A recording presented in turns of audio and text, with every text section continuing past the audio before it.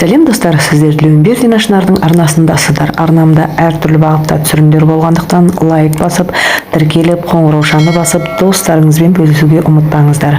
Бүгінгі видеода дәл осы құрақтырын құрап шығатын боламыз. Бисмиллahымызды айтып бастайық онда. Мына детальдерді жоғарыдағы ссылкаға өтіп, әдемілеп дайындап алыңыздар. Үш түсті матаға өзара үйлесімділіктерін келтіріп дайындап алыңыздар. Менің маталарымның реті бойынша осылайды қоюды жөн көрдім. Қандай детальді қай түстен кесетінімді реттеп алдым ғой. Енді дәл сол маталарға сол детальдерді қиятын боламыз. Мінекей видеода көріп отырғандарыңыздай әр матадан бір жолақ қана кесіп, соны бір тігіп алыңыздар. Өткенде комментарийға қыздар жазып жатыр екен, бүлдіріп алдық деп, сондықтан бүкіл матаны бірден кесіп тастамаңыздар. Тағы бір айта кететін нәрсе, видеоны үзбей қарап шықсаңыздар болады. Сіздердің алтын уақыттарыңызды ұтымды пайдалану үшін осындай көп ұзақ қиятын жерлерін тез айландырып жіберіп отыратын боламын. Мінекей осылай әдемілеп бүкіл детальдерді бір жолақтан ғана кесіп дайындап алып, бір үйреніп алыңыздар тігіп, кейін қалған маталардың бәрін толығымен қиып шығатын боласыздар. Қалдықтың реті міне осы. Көрдіңіздер ме? Осылай әдемілеп бәрін дайындап аласыздар. Екінші түс бізде көк түс. Ішіндегі үш түсті матаның ең қою түрін алатын боламыз осы кішкентай неге. Бұл жаңағы біздің 3D эффектіміздің көлеңкесі болып саналатын болғандықтан, ең кішкентай болғандықтан бір жолақтан дәл осы деталь өте көп шығады. Достар, менің жасап жатқан жұмысым ұнап жатса, лайк басып, комментарий жазып, достарыңызбен бөлісіп, тіркеліп, қоңыраушаны басуға ұмытпаңыздар. Сонымен біздің екінші деталіміз де дайын болды. Үшінші деталіміз, осы үш детальдің ішіндегі ең үлкені, бұны үш түсті матамыздың ең ашық түсін осыған пайдаланатын боламыз. Достар, 3D құрақтары аса дәлдікті қажет еткендіктен, үнемі қолданатын детальдеріңізді асықпай қатты қағазға жабыстырып күштілеп қиып алғандарыңыз абзал. Міне сонда бәрі тұп-тура дәлме-дәл шыға қалады. Сонымен барлық детальдеріміз дайын болды.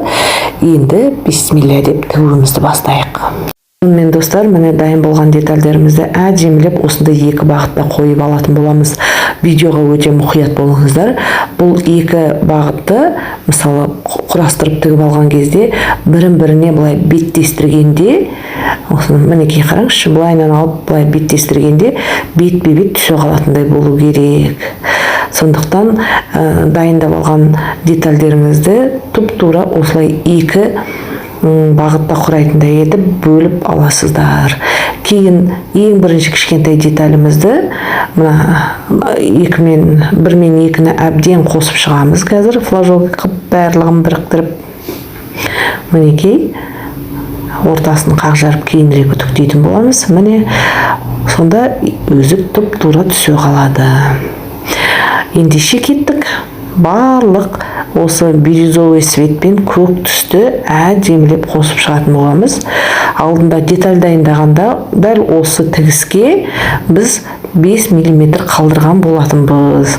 Екеуін қосқан кезде үшінші детальға дәл келе қалатындай етіп. Мінекей дайын болған флажоктарымыздың орталарын кесіп шығамызды. Үтіктеп шықсаңыздар да болады. Бүйлер өзі оңай жата алады. Ортасын бір қақ жарып, саусақтарыңызбен бір жүргізіп шықсаңыздар болды. Енді осы қосылған бірінші, екінші детальді үшінші детальға қосатын боламыз. Мінекей, видеода көріп отырғандарыңыздай, бір-біріне қойған кезде бетпе-бет дәлме-дәл түсе қалу керек. Дәл осылай барлық детальдерді қазір қосып шығатын боламыз.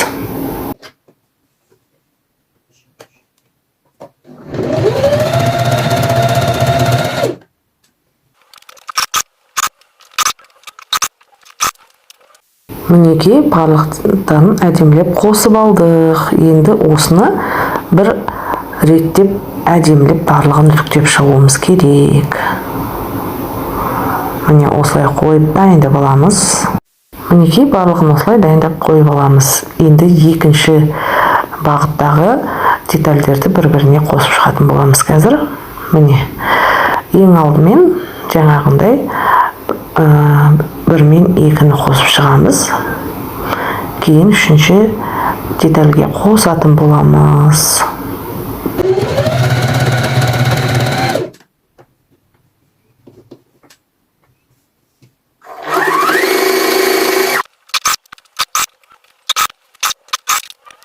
Сонымен дайын болған детальдерімізді қазір әжімлеп бүрітіктеп шығатын боламыз.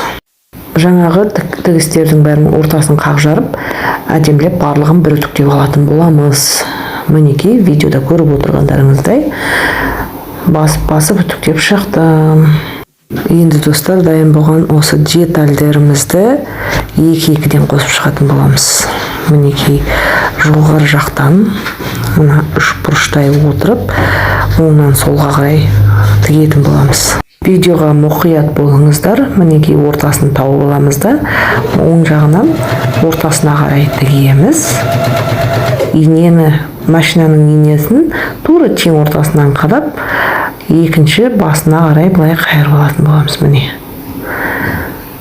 Қайтадан қысып, осылай тіккенде орталарындағы тігістер, шоқ дейміз ғой, солар өзара түп-түзу түсе қалатындай болу керек.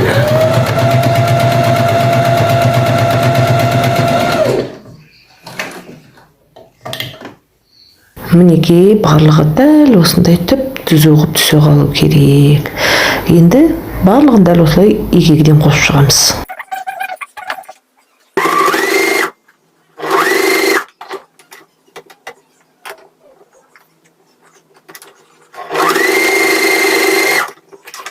Енді осы 2-2-ден қосып шыққанды, тағы да осы қосылған 2-2-ін қосып шығамыз. Сонда осындай ұзын қып бір қосып аламыз да, кейін түзу тігіспен барлығын қосып шығатын боламыз. Мінекей көрдіңіздер ме? Әдемі шығады, е? Дәл осылай қазір міне өзара қосып шығамыз ұзыннан. Мінекей бірін-біріне беттестіргенде тігістер бірін-біріне дәл түсе қалуын қадағалаңыздар. Мінекей ине түйреп алсаңыздар болады. Екінші рет сөгітіп қайта тікпейтіндей инемен асықпай түйреп алыңыздар.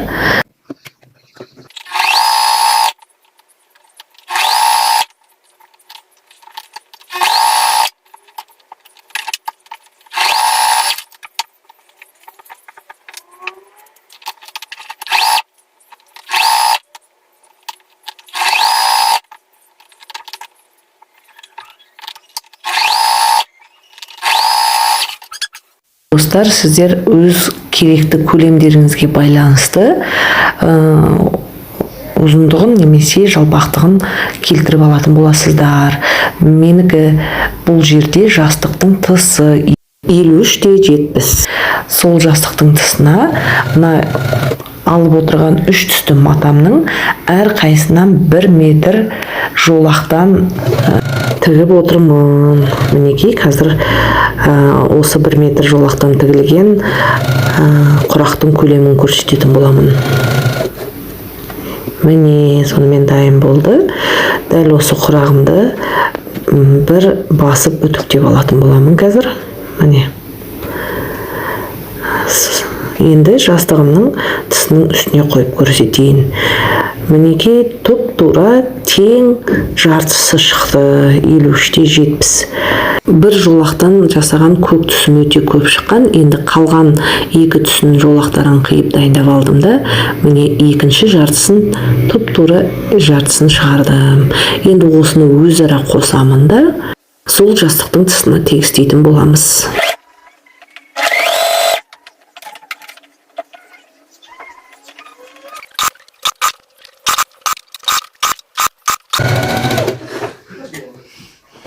Сонымен достар, міне құрағымды болып қалдық. Мінекей өзара қосылғаны, ортасынан қосылғаны даже білінбейді.